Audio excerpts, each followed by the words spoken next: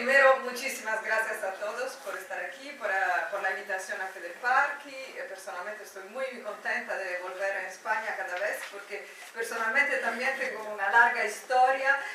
Soy una antigua masteriana del máster de Europarc en Madrid, entonces me da siempre muchísimo placer estar aquí. Y lo siento por mi español, voy a hacer un poco españolo y sobre todo seguramente hay varios errores en la presentación, pero creo que no importa. Bueno, yo soy Stefania Petrosilo y trabajo para la Federación de los Parques en Italia como responsable de la Carta Europea del Turismo Sostenible de Europarc, que quizás conocéis ya, me imagino que sí. Paolo Pigliacelli, que era la persona que tenía que estar aquí hoy, que no pudo participar, es el responsable del departamento de proyectos de la Federación de Parques y también el jefe, el boss del grupo de referencia de la Green List. Yo participé también al trabajo del grupo, no completamente, entonces voy a dar mi contribución y espero suficiente. Bueno, la Federación Italiana, Federparchi, tiene como sus miembros parques nacionales, regionales, áreas marinas protegidas, todo lo que trabaja en la conservación en Italia. Y somos también sección italiana de Europarc.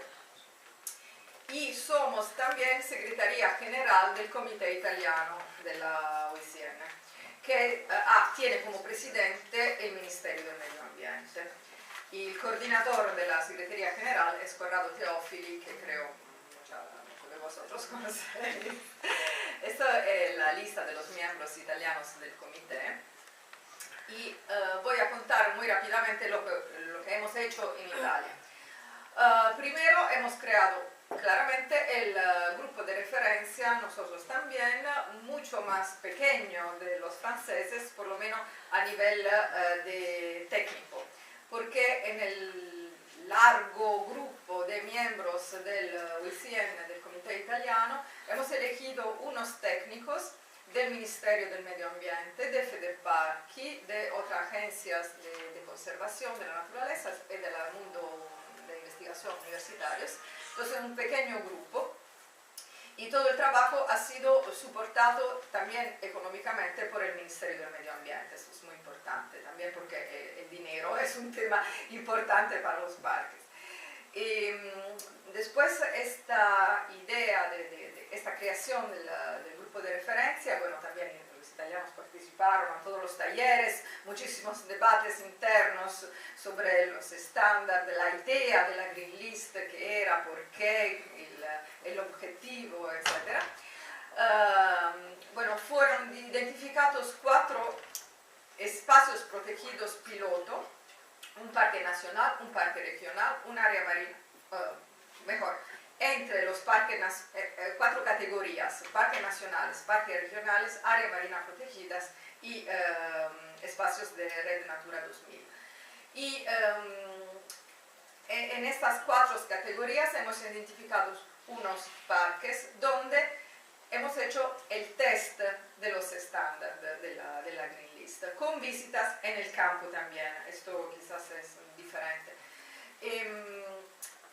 Entonces ha sido un proceso bastante largo, complejo, y varios parques, varias áreas protegidas, nos hemos dado cuenta que ya no, muy rápidamente no estaban al nivel suficiente para este tipo de proceso. Decimos porque nosotros hemos hecho bastante estricto. A propósito de esto quería subrayar algo sobre el grupo de referencia, porque como estaba diciendo, eran expertos ligados claramente al mundo de la conservación y de la gestión de las áreas protegidas. Nosotros representamos todos los parques. El Ministerio del Medio Ambiente claro que tiene un papel importante con los parques nacionales. Entonces hemos tenido la dificultad, pero anche el desafío de ser muy independientes y en el mismo tiempo expertos del tema, porque todos trabajamos con los parques nacionales. Y esto es uno de los puntos, ¿no? ¿Cómo pueden hacer parte del grupo de referencia personas externas, entonces independientes, que pero no trabajan en los parques. Es un poco difícil encontrar este tipo de competencia, ¿no? Entonces nosotros hemos tenido este desafío de ser muy estricto. Entonces hemos seleccionado con mucha decisión los parques, los espacios protegidos. Hemos trabajado mucho con los franceses y con los españoles, como ya Thierry contaba, compartiendo los resultados, las reflexiones. Sobre todo hemos hecho una reflexión sobre Natura 2000 que todavía tiene que ser fortalecida porque es un tema importantísimo, y muchísimo hemos trabajado con la OICN, claramente, sobre todo con la oficina de Málaga. Al final de este proceso hemos decidido de presentar al Comité Internacional de la certificación Green List solamente un parque, el Parque Nacional del Gran Paraíso. Ha sido interesante esto porque había otra área marina que nos parecía muy bien también, pero tenía una debilidad sola, que era ligada a la governance y al management, por un problema de staff, de posibilidad para el área marina de tener un staff estable. Y esto no es un problema del área marina, sino de la Administración General del Ministerio del Medio Ambiente, que pagaba el proceso. Entonces ha sido muy interesante que nosotros hemos dicho, esta área marina trabaja súper bien, pero tiene esta debilidad que no depende de ellos, depende de una situación legal del Ministerio. Entonces, por favor, Ministerio, piénsalo, porque es algo que tiene que mejorar. Entonces, creo que esa es la demostración que hemos sido muy duros. Hemos presentado el Parque Nacional Gran Paraíso a Sydney y ha tenido la certificación. Claro que para nosotros también, esto lo quiero decir, hay muchísimos parques que trabajan súper bien en Italia. Esto es el tema también, ¿no? ¿Qué es la Green List? ¿Qué quiere decir tener la Green List? ¿Qué quiere decir no tener la Green List, ¿no? Eso es muy importante. Bueno, voy a dar más informaciones sobre un tema un poco relacionado que ha pasado en Italia cuando hemos empezado a trabajar sobre la Green List. Este tema se puso en relación con un tema más general, que era cómo medir la eficacia de un parque en Italia, que ya era un tema sobre el cual estábamos discutiendo. ¿Por qué? Porque en Italia hay una cosa que se llama piano de la performance, plan de la actuación, de la implementación de la actuación, que es un deber administrativo que todos los organismos públicos tienen que seguir. Es una herramienta para medir la eficacia de gestión de las instituciones públicas. Y por ley también los parques nacionales tienen que hacer este. Pero, ¿qué pasa? Los indicadores que están en este plan de la performance son pensados para los organismos públicos como las municipalidades. Entonces, para medir cuántos servicios dan a los ciudadanos, cuántos casos son atendidos, etc. Y no son muy bien, no tiene mucho sentido para los parques.